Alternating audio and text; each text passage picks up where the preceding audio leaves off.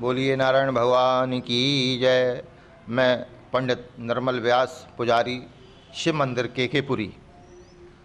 वेदांत भक्ति चैनल के सभी दर्शकों को आज सठतला एकादशी की तरफ से राम राम।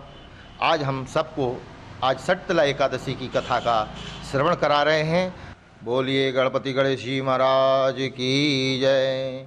गजाननं भूतगणाधिसेवितं कपेत्जम्बो फलचारुभक्षणम् उमासुतं शोकविनाशकारकं नमामि विघ्नेश्वरपादपङ्कजं नमामि विघ्नेश्वरपादपङ्कजं। बोलिए वासुदेव भगवान की जय। आज माघ का महीने में कृष्ण पक्ष में सठतला नाम की एकादशी होती है। जो एकादशी है ये माघ का महीना सबसे बड़ा महीना माना जाता है।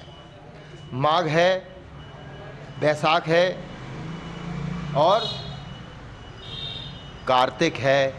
ये महीनों में पड़ने वाली जो एकादशी है ये बहुत शुभकारी और कल्याणकारी होती है। तो भगवान श्री कृष्ण से युधिष्ठिर जी एकादशी के बारे में पूछते हैं कि हे प्रभु, हे जगन्नाथ, हे श्री कृष्ण भगवान, आज हमको आप माघ के महीने में पड़ने वाली एकादशी का विधि और उसका वर्णन करिएगा। और कहते हैं हे महाप्राज्ञा, इसके बारे में और भी बतलाइएगा, क्योंकि ये जो मकर राशि के जब सूर होते हैं तो मकर राशि के सूर पड़ने पर जो एकादशी आती है उसमें कौन सी विधि अपनाई जाती है। तो भगवान श्री कृष्ण कहते हैं कि हे नृप, हे राजन, माघ के महीने में जो एकादशी पड़ती है उसका नाम है सठतला। सठतला का मतलब हो गया 6। सठ माने 6। और कहते हैं सठतला जो एकादशी होती है ये सब पापों को नाश करने वाली होती है। सठतला को पाप हारणी एकादशी के नाम से भी जाना जाता है। कहते हैं इस कथा के बारे में, इस एकादशी के बारे में कहते हैं पुलस्त मुनि ने दालभ से पूछा था। तो कहते हैं कि दालभ मुनि ने क्या पूछा था? दालभ मुनि ने क्या पूछा था पुलस्त जी से? कहते हैं दालभ जी ने पूछा था कि मृतलोक में जो प्राणी आते हैं हमेशा पाप कर्म में रहते हैं। यहाँ पर जीने वाले प्राणियों को कुछ नहीं पता रहता कि हम पाप कर रहे कि पुण्य कर रहे। जीवन शैली ऐसी हो जाती है मनुष्यों की कि बोलते बोलते भी झूठ बोल देते हैं। अपने स्वार्थ के पीछे कोई अशुभ कर्म कर लेते हैं, उसको वो शुभ मानते हैं, यानी कि उनका कोई स्वार्थ पूरा हो जाए तो वो ये सोचता है हमने बहुत अच्छा काम कर लिया। लेकिन ये सब पाप कर्म है। शुभ कर्म क्या है कि जो दूसरों को पीड़ा ना पहुंचाए, किसी की हानि ना हो, किसी की चोरी ना हो, किसी का अहित ना हो, उस कार्य के करने से हमारा कोई भला हो रहा है, वो श्रेष्ठ कार्य है। तो कहते हैं मनुष्य मृतलोक में जो भी प्राणी आते हैं ये पाप कर्म में पड़े रहते हैं और नरक में इनको जाना पड़ता है। महीने में भूमि पर पड़े हुए गोबर को इकट्ठा करके उसमें तेल और कपास मिला करके गोली बनावे, यानी पिंड से बनावे 108। और कहते हैं आद्रा नक्षत्र और मूल नक्षत्र के आने पर कृष्ण पक्ष में एकादशी के नियम का पालन करे और भली भांति भगवान का, विष्णु का पूजन करे और भगवान के नामों का उच्चारण ले, रात्रि जागरण करे, कपूर इत्यादि नैवेद्य से भगवान का पूजन करे, शंख चक्र गदा धारण करने वाले भगवान का पूजन करे। और बतलाया गया है कि श्री कृष्ण का नाम उच्चारण करते हुए जो व्यक्ति कुम्हड़े से, नारियल से, कुम्हड़ा जो आता है ना, जो जिसके वो पेठा बनते हैं, और नारियल, बिजौरे के फल, इसका विधि पूर्वक भगवान को अर्घ्य दे, उनको समर्पित करे। और कहते हैं 100 सुपारियों को लेकर के भगवान को प्रत्येक बार उनका नाम लेकर के अर्पण करे, यानी पुंगी फल, उस फल का भी भगवान को अर्पण करे। और करते समय भगवान से क्या प्रार्थना करे कि कृष्ण कृष्ण कृपालुस्तम गतिनाम गतिर्भवा संसारनाव मंगनानाम प्रसीदम पुरुषोत्तमा। इसका अर्थ ये है कि सच्चिदानंद स्वरूप श्री कृष्ण भगवान आप दयालु हैं, हम आश्रयहीन जीवों पर आप आश्रयदाता होइए। देखो आश्रयहीन का मतलब जानो, आश्रयहीन है, आश्रयहीन का मतलब हमारा कोई सहारा नहीं है।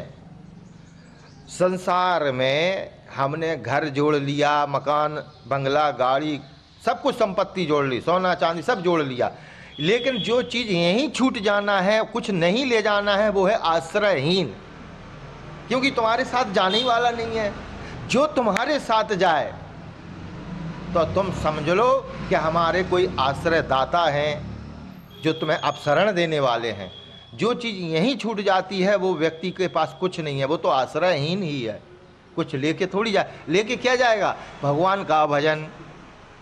जो व्यक्ति ने इस लोक पर जो दान पुण्य जप तप किया है वो ही उसके साथ जाएगा। तो भगवान आप आश्रयदाता हैं। हम संसार समुद्र में डूब रहे हैं। संसार समुद्र में डूब रहे का मतलब कि हम सुबह से उठते ही साथ घर की चिंता, साग सब्जी की चिंता, कहीं ये कार्य करना, वो कार्य करना, ये जो संसार है, इस संसार में हम डूब रहे हैं। यानी कि हमें एक मिनट भी ये समय नहीं मिलता है कि हम भगवान का भजन कर लें।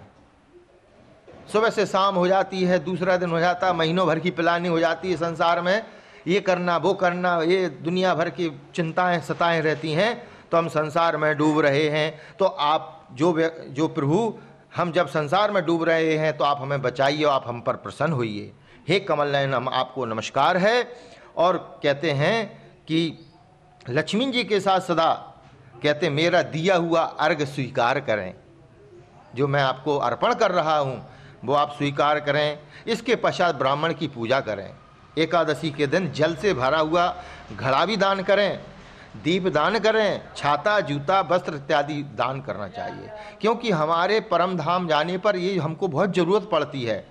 जो यमलोक का मार्ग होता है ना, वहाँ जल चाहिए, जूता चाहिए क्योंकि गर्म रेत होती है, धूप होती है तो छाया चाहिए, और फल वस्त्र चाहिए ओढ़ने पहनने भोजन के लिए।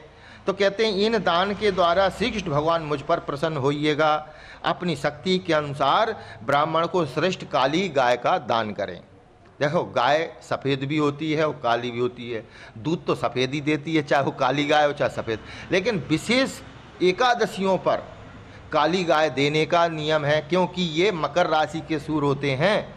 शनि राशि में जब सूर होते हैं तो काले रंग की वस्तु दान करने का बड़ा पुण्य होता है।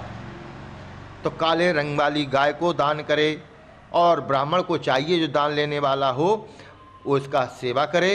गाय लेकर के ऐसा नहीं है कि उसको कहीं सौंप दे या कहीं बेच दे, उसको भी सेवा। ऐसे ब्राह्मण को दान करना चाहिए जो इसको लेने का अधिकारी है।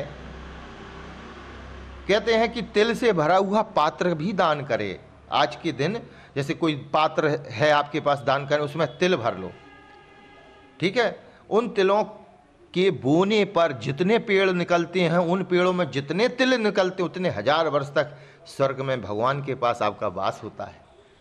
एक तिल का दाना यदि भूमि पर पड़ जाए, उसके पेड़ निकलता है, उसमें हजारों बीज निकलते हैं। तो 1000 वर्ष तक आप भी नारायण भगवान के पास निवास करेंगे। कहते हैं कि तिल के, अब छठ तिला एकादशी में 6 चीज़ें क्या क्या करना चाहिए। तो पहली है तिल से स्नान करो, ठीक है। तिल को मसील लो, पीस लो, जल में मिला लो। तो कहते हैं तिल से स्नान करें और तिल का उबटन लगाएं, तिल से होम करें और तिल मिलाया हुआ जल भी पिएं। ऐसा आज कोरा जल नहीं पीना है, आज जल भी पियो। तो अपने जल के घड़े में थोड़ा सा तिल मिला के छोड़ दो, सफ़ेद तिल पिएंगे तो उसमें 2-4 तिल तो मुख में आ ही जाएंगे। तो पहला क्या है? तिल से स्नान, दूसरा उबटन, तीसरा तिल से होम, चौथा है तिल से मिला हुआ जल पिएं, 5वां है तिल का दान करें और 6वां है तिल का भोजन ग्रहण करें। भोजन का मतलब फलाहार। आज भोजन तो किया नहीं जाता है, लेकिन कहते हैं तिल का भोजन करें, फलाहार ग्रहण करें। इन 6 कामों में तिल का उपयोग करने से एकादशी को छठ तिला एकादशी कहलाती है, जो सब पापों को नाश करने वाली है। तिल स्नाई तिलोदवर्ती, तिल होमी तिलोदकी, तिल दाता चा भोक्ता, छठ तिला पाप नाशनी।